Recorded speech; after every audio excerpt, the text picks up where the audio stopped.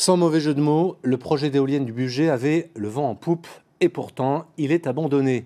Le parc devait être installé sur les hauteurs des communes de Brénod et des Nérolles dans l'Ain. Or, problème, les routes d'accès ne permettent pas le transport des pales. Une situation qui, au final, ravit les opposants. Reportage Franck Grasso et Anthony Laurent. Elle domine la plaine depuis 6 ans.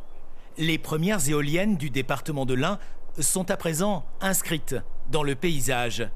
Elles auraient dû avoir 7 sœurs jumelles, un peu plus hautes, un peu plus loin, mais le projet est abandonné.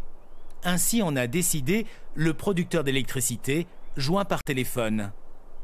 On a été contraint d'abandonner le projet pour des raisons techniques d'accès, notamment avec des ouvrages qui nous empêchaient d'amener des pales qui soient suffisamment longues. Sur un site comme celui-ci, on était sur des longueurs de pales de minimum 70 mètres de long à peu près. Donc voilà, c'est ça qui a vraiment bloqué.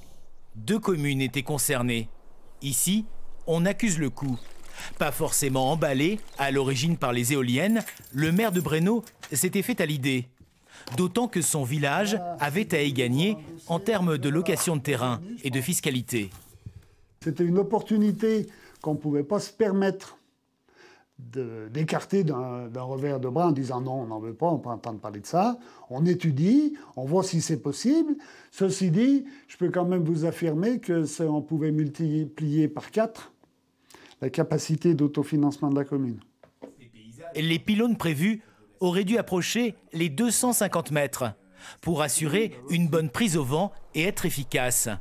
Des intrus dans la carte postale, selon les opposants qui n'ont pas manqué de se manifester. Désormais, ils se félicitent que le vent tourne. L'important, c'est qu'on garde la nature telle qu'elle est. Nous demandons, nous, qu'à l'avenir, ce genre d'infrastructure de très long terme soit présenté dans le cadre d'une consultation citoyenne. Longtemps, ces habitants ont mis en avant les sources à protéger, les espèces à ne pas perturber pour défendre leur territoire. Le sort leur donne aujourd'hui raison.